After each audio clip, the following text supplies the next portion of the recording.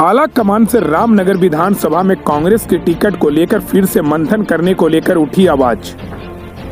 उत्तराखंड में चुनाव की तारीख आते ही सभी दल अपने अपने प्रत्याशियों को मैदान में उतार रहे हैं, उनकी जीत के लिए पूरा जोर लगा रहे हैं। लेकिन वही रामनगर में कांग्रेस की सीट को लेकर बहुत जद्दोजहद हुई है।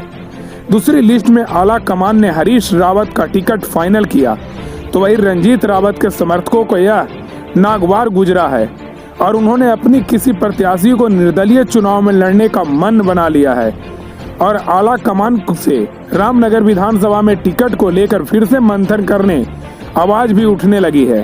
वही जनता का कहना है कि रंजीत सिंह रावत ने 5 साल रामनगर की जनता की विपरीत परिस्थितियों लगातार मदद करते रहे हैं और कांग्रेस की स्थिति को रंजीत सिंह रावत ने रामनगर में मजबूत किया है और रंजीत सिंह रावत के चेहरे पर कांग्रेस आसानी से रामनगर से जीत सकती है। तो फिर हरीश रावत को रामनगर में प्रत्याशी बनाकर क्यों भेज दिया? रामनगर की जीती हुई सीट अब हारने की कगार पे पहुंच गई है। आम जनता कांग्रेस से हाईकमान से अपने फैसले पर पुनः विचार करने का आग्रह कर रही है और अगर हाईकमान अपना फैसला नहीं बदलता है तो जनता का कहना है कि हम रंजीत सिंह रावत को ही निर्दलीय चुनाव लड़ाने को भी तैयार हैं। अब रामनगर का चुनाव दिलचस्प हो गया है। रामनगर में बाजी कौन मारेगा ये तो आने वाला वक्त बताएगा।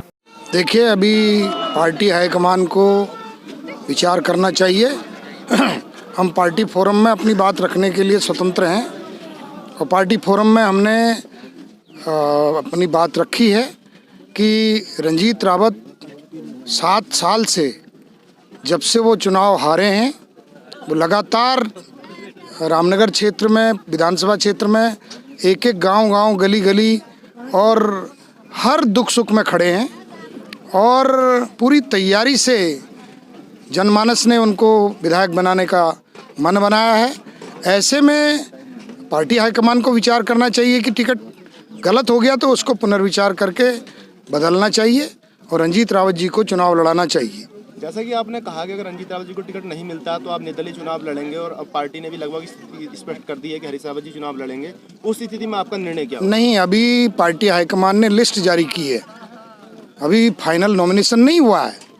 नॉमिनेशन तक टिकट बदले जाते हैं तो पार्टी हाईकमान से हम अपील करने लायक हैं और हम एक पार्टी के वर्कर हैं और प्रदेश के पदाधिकारी हैं। हमारा नैतिक कर्तव्य है कि हम पार्टी को जिताने के लिए अपना पूरा जोर लगाएं और पार्टी हाईकमान हमारी बात को संज्ञान ले करके और रामनगर विधानसभा क्षेत्र की जो जनता है उसका मैंडेट देख ले, उसमें सर्च करा ले कि हरीश रावत जी को लोग चाहते हैं या रंजीत रावत जी को चाहते हैं।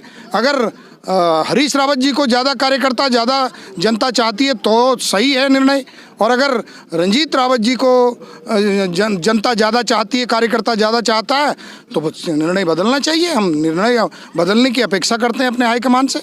अगर पार्टी निर्णय नहीं बदलती है, हरीश रावत जी को अपने दावेदार बनाकर रखती है, तो उस स्थिति में आपका जो डिसीजन होगा वो क्या होगा? क्या निर्दलीय चुनाव लड़ेंगे आप? देखिए आगे होता है क्या, आगे देखा जाएगा। निर्णय दिन पहले कह दिया अभी हम अपनी बात पे कायम हैं और हम ये इस बात को कहना चाह रहे हैं कि अभी समय है।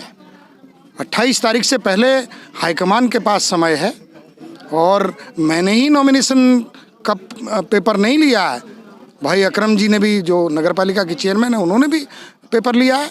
हमारी इसको इस तरीके से देखना चाहिए कि रामनगर विधानसभा को जिताने की जो हमारी मुहिम है उसको चोट न पहुंचाई जाए, बल्कि ऐसा ना हो कि टिकट देना ही इस पर्याप्त हो गया और चुनाव हार गए तो फिर क्या रहा।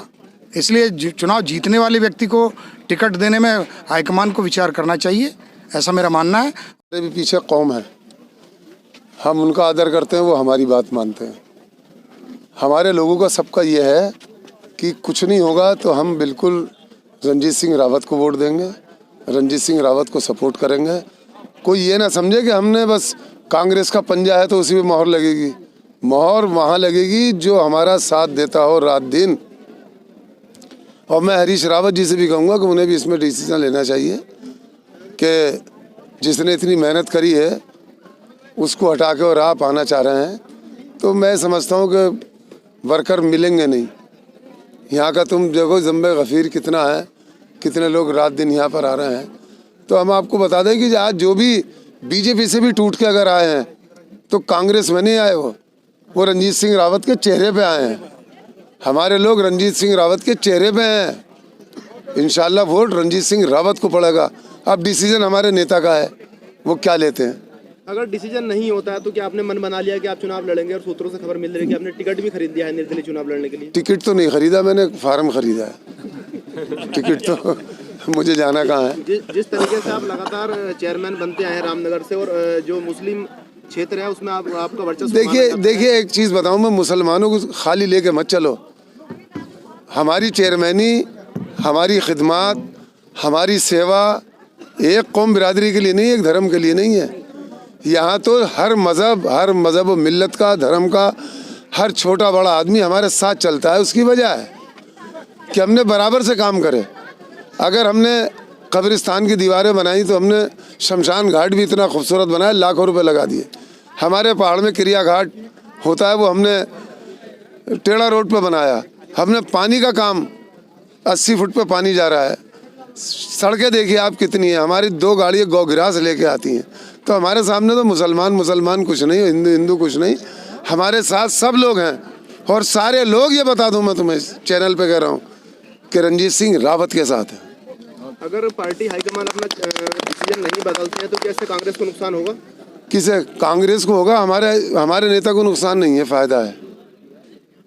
हाईकमान के फैसले को तो मैं चुनौती नहीं दे रहा, क्योंकि मैं अभी भी कांग्रेस का वर्किंग प्रेसिडेंट हूं प्रदेश में। लेकिन जो हुआ है गलत है। मैं पार्टी हाईकमान से कहना चाहता हूं कि इस तरह से, जिस तरह से ये टिकट बांटे गए हैं सेकंड राउंड के, और कमज़ोर कैंडिडेटों को जगह जगह दिया गया है, या हम कहें कि जो कैंडिडेट मौजूद स्थिति में थे उनको बदला गया है, वो गलत है। उससे पार्टी का भला हो रहा है, न वर्कर का भला हो रहा है। वर्कर के हौसले टूट रहे हैं, पार्टी की संभावनाएं क्षीण हो रही हैं। अच्छा खासा एक माहौल प्रदेश में बना हुआ था कि कांग्रेस की सरकार आ रही है, पर जिस तरह से निर्णय लिए जा रहे हैं कि कोई भी व्यक्ति अपनी खेत की जुताई, गुड़ाई, निराई, बीज, खाद पानी कर रहा है और फसल काटने किसी दूसरे को भेज देंगे, तो ये तो लोकतंत्र नहीं है। ऐसे फैसलों पे पुनर्विचार होना चाहिए ताकि पार्टी कार्यकर्ताओं का हौसला बना रहे और पार्टी की संभावनाएं बढ़ सकें। सर, लगातार यहाँ पे समर्थकों को भी तांता लगा हुआ है और वो चाहते हैं कि आप उनका नेतृत्व करें। तो इस स्थिति में अगर आपको टिकट नहीं स्थिति क्लियर नहीं होती है रामनगर सीट से, तो आप कहाँ से चुनाव लड़ेंगे? देखिए, बिना समर्थकों का कोई नेता क्या करेगा रह के? मैं क्या करूँगा अकेला रहेगा तो? जो मेरे समर्थक, शुभचिंतक, कार्यकर्ता, हितैषी लोग बहुमत से निर्णय लेंगे, हम उस निर्णय के साथ जाएंगे। सर, कांग्रेस उत्तराखंड की जो कमेटी बनी हुई है उसमें जो महामंत्री हैं किशोर लाल जी, उन्होंने भी कह दिया है कि अगर आपको टिकट नहीं मिलता है तो जो है निर्दलीय चुनाव लड़ेंगे, और उनका मालदन में अच्छा वर्चस्व है, अपना ऐसी बहुलक क्षेत्र है मालदन, तो उससे क्या पार्टी को प्रभाव पड़ेगा? देखिए, मैं किशोरी लाल जी ने मेरे लिए इतनी चिंता व्यक्त की है तो मैं उनका आभारी प्रकट कर सकता हूँ।